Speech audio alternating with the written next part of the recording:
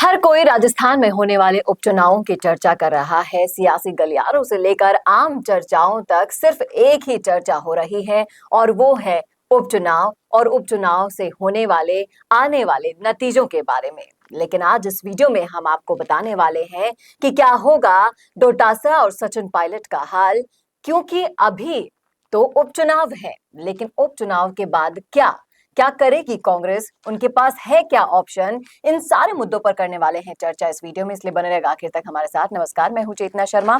आप देखना शुरू कर चुके हैं संवाद भारत का भारत के लिए, और इस मुद्दे पर बातचीत करने के लिए मेरे साथ मौजूद हैं हमारे editor in chief Varun Bhansali ji. Varun sir, जिस तरीके से अभी चारों तरफ उपचुनाव का शोर मचा हुआ है, छोटे से छोटे कार्यकर्ता से लेकर बड़े से बड़ा नेता सिर्फ और सिर्फ उपचुनाव को भुनाने की कोशिश में लगा है, लेकिन आज हम इस वीडियो में चर्चा करने वाले हैं कि उपचुनाव का शोर तो कुछ समय में थम जाएगा, लेकिन उसके बाद अब क्या होने वाला है, कांग्रेस के पास क्या ऑप्शन है, स्पेशली अगर हम बात करें गोविंद सिंह डोटासरा सरीखे नेताओं की। आपको क्या लगता है कि उपचुनाव के बाद क्या करने को रह जाएगा उनके पास? उनके पास बहुत सारे काम करने को रह जाएंगे, जिसमें से सबसे पहला और सबसे जरूरी काम है अपने अस्तित्व के संकट को बचाना। क्योंकि अस्तित्व का संकट इसलिए आ जाएगा, उसके बाद उनके पास प्रूव करने के लिए कुछ नहीं रह जाएगा, ना आलाकमान को प्रूव करने के लिए, ना ही अपने स्टेट के जो चीफ्स है उनको कुछ प्रूव करने के लिए रह जाएगा। बिकॉज अब उनके पास किसी भी तरह का कोई गोल नहीं बचेगा। और इससे पहले ये तमाम सारे लोग जो हैं सपने देख रहे थे, बड़े बड़े सपने देख रहे थे कि अगर उपचुनाव में हम बहुत सारी सीटें जीत जाते हैं या 7 सीटें जीत जाते हैं तो हमारा नंबर बढ़ जाएगा, नंबर बढ़ने के बाद विधानसभा में हमारी और ज्यादा हैसियत बढ़ जाएगी और फिर हम सरकार को बार बार घेरे में ले पाएंगे। यहां तक भी कुछ नेताओं ने सोचना शुरू कर दिया था कि अगर 7 के 7 सीटें आ जाती है, बाप से गठबंधन हो जाता है और कहीं ना कहीं आरएलपी से भी गठबंधन हो जाता है, तो सरकार को पलटा भी सकते हैं। क्योंकि सरकार में कई सारे ऐसे नेता हैं जो सीनियर्स हैं और दुखी हैं, उनको अपने पाले में लेकर ऐसा काम कर देंगे। ये भी ख्याली पुलाव कई लोगों के मन में पक रहे थे, लेकिन उन सब पे सबसे पहले तो पानी किसने फेरा? हरियाणा चुनाव ने फेरा। हरियाणा चुनाव में जिस तरह से शिकस्त हुई कांग्रेस की, सारे के सारे उनके अरमानों पे पानी फेर दिया। और सबसे बड़ी बात ये, वो बात एक बार फिर से सच हो गई जो हमेशा हर चुनाव में कांग्रेस के वक्त कही जाती है कि कांग्रेस को पहले खुद कांग्रेस हराती है। हरियाणा में भी ऐसा ही हुआ, कांग्रेस को खुद कांग्रेस ने हराया। रणदीप सिंह सुरजेवाला और कुमारी शैलजा दोनों ही हरियाणा को हराने में सबसे अव्वल पंक्ति में खड़े थे। इसी के बाद अगर हम चर्चा करते हैं सचिन पायलट की, तो पायलट को जिस तरीके से महाराष्ट्र और झारखंड भेजा जा रहा है, उनका पूरा ध्यान वहां पर फोकस किया जा रहा है। बीच में एक दिन वो आते हैं भागकर दौसा के लिए रैली करने के लिए, तो क्या पायलट का जो एरिया है वो क्या सिर्फ दौसा तक ही सीमित रह गया है? देखिए, ये बात भी समझने वाली है, क्योंकि पायलट भी आखिरी मौके पर वापस धोखा खा गए। जिस तरह से उन्होंने अपना पूरा डेडिकेशन लोकसभा चुनावों में दिया, वो इसलिए दिया क्योंकि उनको पूरा फ्री हैंड दिया गया, और इस चुनाव में उनके साथ फिर से धोखा कर दिया गया।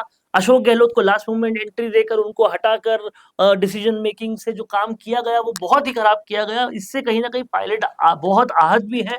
और आप सोचिए, झुंझुनू जैसी सीट, जो कहीं ना कहीं ब्रिजेंद्र ओला तो हमेशा पायलट के सबसे करीबी में रहे हैं, पायलट अभी तक वहां पर भी नहीं गए, सिर्फ और सिर्फ दौसा गए।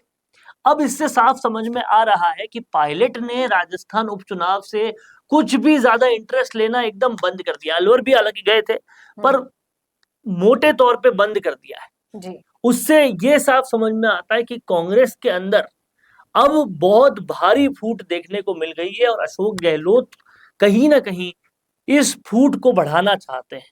आप घूमेंगे अगर ग्राउंड पर, तो खुद कांग्रेसी लोग ये कह रहे हैं कि कांग्रेस ने टोंक तो भाजपा को दे दिया, भाजपा को सौंप दिया, ऐसी सीट दी है। केसी मीणा को वहां पे अगर सीट दी है तो साफ साफ समझ में आ रहा है कि वो हरवाने के लिए दी। और अब आप अगर चाहते ही यही हो कि टोंक से सचिन पायलट हार जाए, कौन चाहता? बीजेपी नहीं चाहती, ये खुद कांग्रेस चाह रही है, क्योंकि अशोक गहलोत ये चाह रहे हैं। अगर कांग्रेस ही कांग्रेस का खात्मा करने पे लगी हुई है, तो फिर बीजेपी को ज्यादा मेहनत करने की जरूरत पड़ेगी ही नहीं। बीजेपी के तो दोनों हाथों में लड्डू बनने को तैयार है, क्योंकि यहाँ पर अंदर खाने जितनी आंतरिक कलह चल रही है, एक दूसरे की काट करने की जितनी कोशिशें चल रही है, उन सबको देखकर यही लगता है कि आगे आने वाले समय में जिस तरीके से हम राजस्थान की राजनीति की बात करते हैं, चर्चाएं करते हैं, तो ये उपचुनाव के जो रिजल्ट रहेंगे वो आगे की और भी तस्वीरों को साफ कर देंगे। देखिए, अगर 7 सीटों में से 3 सीट भी भाजपा अपने कब्जे में ले लेती है या 4 भी ले लेती है, तो भी भाजपा की एक तरह से जीत होगी। अनुमान यह है कि उससे भी ज्यादा हो सकती है आज के हालात में। अगर ऐसा हो जाता है तो सीएम भजनलाल को इसका बहुत बड़ा क्रेडिट मिलने वाला है। और वो सारी बातें कि सीएम भजनलाल तो पर्ची सरकार चलाते हैं, जो कांग्रेस करती थी, ये सारी बातें, वो सारी बातें धराशायी हो जाएगी। सीएम भजनलाल और ज्यादा मजबूत हो जाएंगे। इसके बाद कांग्रेस के पास कुछ करने के लिए बचेगा नहीं। और मैं आपको बहुत साफ और सटीक बात ये बता रहा हूं कि ये जो निर्दलीय दोनों खड़े हुए हैं, चाहे वो टोंक सवाई माधोपुर में नरेश मीणा हो या फिर यहाँ इस सीट पर हनुमान बेनीवाल, झुंझुनू की सीट पर जो ये राजेंद्र गुड़ा हो, ये दोनों भी किसी भी वक्त बीजेपी में आ जाएंगे। आप इस बात को आज नोट करके रख लीजिए, ये किसी भी वक्त बाद में बीजेपी में आ जाएंगे। जीतेंगे तो जल्दी आएंगे, नहीं जीतेंगे तो भी आएंगे। कांग्रेस से तो पूरी खटास इनको पड़ चुकी है। अब अगर ऐसा होता है तो बीजेपी का कुनबा तो बढ़ता जा रहा है, कांग्रेस से बाप और आरएलपी भी गठबंधन करने से कतरा रही है। तो हालत यह है कांग्रेस की कि आने वाले 4 साल नहीं, आने वाले उससे कई ज्यादा साल कांग्रेस पूरी तरह से अब स्ट्रैंडेड हो जाएगी, अकेली पड़ जाएगी। कांग्रेस को जो बचा कुचा भरोसा था उन पर, वो भी खत्म होने वाला है। जिस तरह से वो खुद अपने कार्यकर्ताओं के साथ, सचिन पायलट के साथ स्पेशली, इस तरह की हरकतें करते हैं, तो फिर कैसे उन पर उनके कार्यकर्ता भरोसा करेंगे।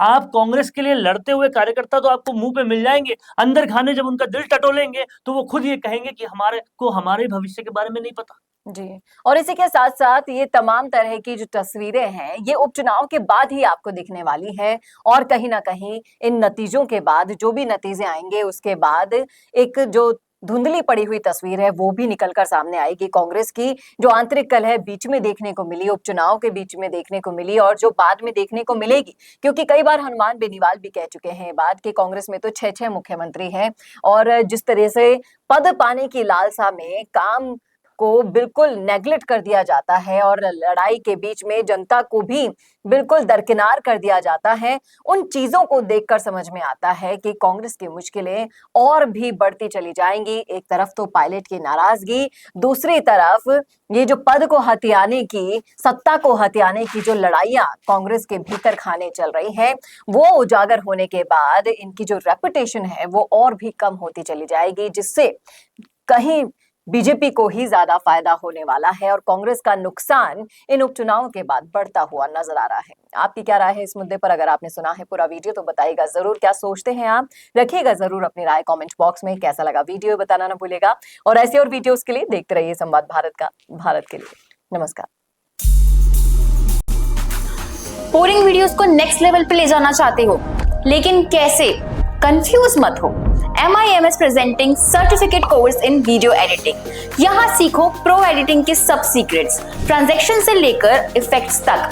चाहे YouTube वीडियोस हो या Instagram रील्स, इस कोर्स के बाद तुम्हारे वीडियोस बनेंगे टोटल शो स्टॉपर। इंडस्ट्री के एक्सपर्ट से ट्रेनिंग लो, अपने एडिटिंग स्किल्स को सुपरचार्ज करो और अपना कंटेंट गेम बढ़ाओ। तो अभी एनरोल करो certificate course in video editing में और बनो वीडियो की एडिटिंग मास्टर।